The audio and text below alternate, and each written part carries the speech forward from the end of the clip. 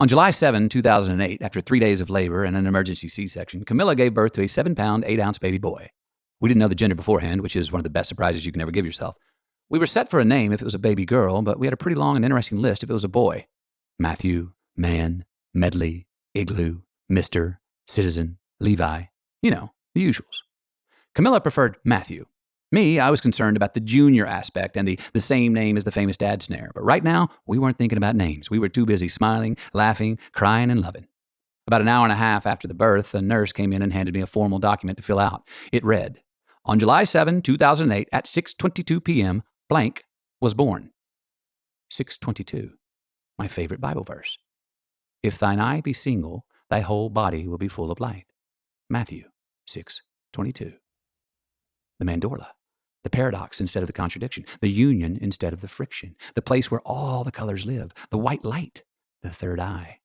A verse that has given me spiritual guidance for decades. 6:22 was even carved in Camilla's and my bedroom door by 2 doggone tribesmen I commissioned in Mali back in 2000. The apostle Matthew was also known as Levi in other parts of the world. Same man, different name. From Leviticus, the 3rd book in the Bible of law and ritual. Levitical, levitated, Levi, Matthew 6:22. So, on July 7, 2008, at 6:22 p.m., Levi Alves McConaughey was born. His middle name, Alves, is Camilla's maiden name. Green light. Note to self. Man is never more masculine than after the birth of his first child. Not macho, masculine. After his firstborn, a new father's head, heart, and gut are more aligned than they have ever been. His 5 senses on the same frequency. His intuition is in tune.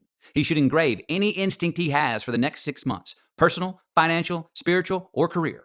He should trust that he knows and know that he can tell the future. Because now, for the first time in his life, he is living for it, and it is living for him.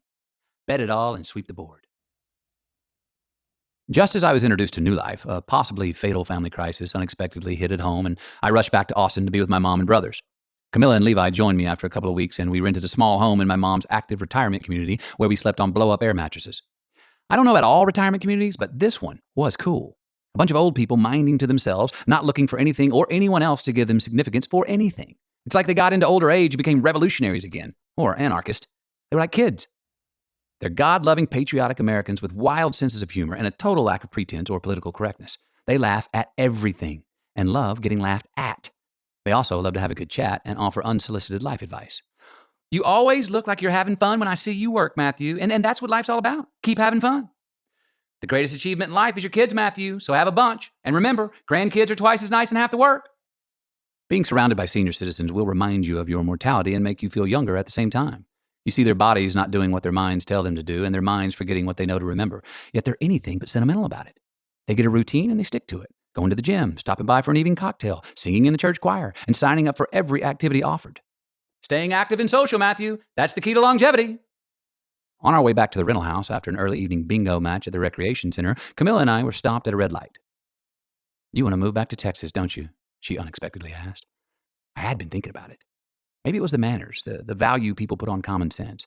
The fact that when you're playing baseball in the front yard and a car stops to have a look, it's a well-wishing neighbor instead of a paparazzi. Maybe it was the optimism and the fact that nobody acts like there's a crisis even when there is one. Maybe it was that Mom was now in her late 70s, and by football math, that was at least the 4th quarter, and seeing her more than twice a year seemed a prudent proposition. The answer was that Camilla and I had just started a family, and I wanted our children to have all of the above. I turned to meet her gaze. Yep. She took a deep breath, nodded her head left to right with a shrewd grin. You son of a bitch. Then she gave a glance to baby Levi in the car seat behind us. Let's do it. The light turned green. I hit the gas. Bumper sticker. Life, like architecture, is a verb. If designed well, it works, it's beautiful, and it needs no directions. It needs maintenance. After taking care of the family dilemma that brought me back to Texas, Camilla, Levi, and I bought and moved into a home on the outskirts of Austin overlooking the river. 9 acres, a spring-fed well, and a deed for a plot of land at the water's edge for a boathouse that the seller forgot to list as a feature. More than enough room to have some dogs, raise a family, and bang on my congas in my birthday suit without disturbing a neighbor. Just as the early death of my father made me level up and become a man, the family emergency along with fatherhood helped me more deeply reconsider my life and who I was in it, especially with my career. Death, family crisis, and newborns. The end of a life, trying to keep a life, and welcoming in a new one. These are 3 things that will shake your floor, give you clarity, remind you of your mortality, and hence give you courage to live harder, stronger, and truer. 3 things that make you ask yourself, what matters? 3 things that make you realize it all does. Note to self. In the fact of fate that death and birth bring, we recognize we are both human and God. We find the belief that our choices matter, that it's not all for nothing, it's all for everything.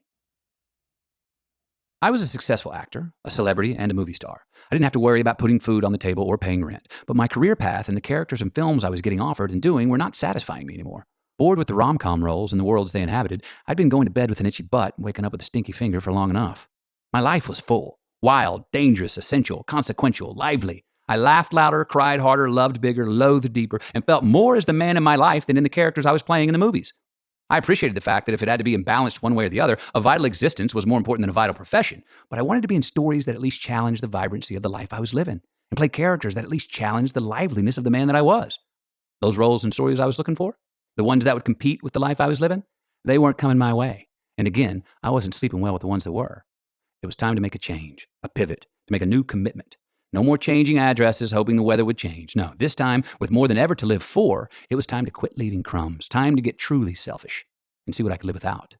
It was time for real sacrifice. Plus, Camilla was pregnant again. Bumper sticker, it's not a risk unless you can lose the fight.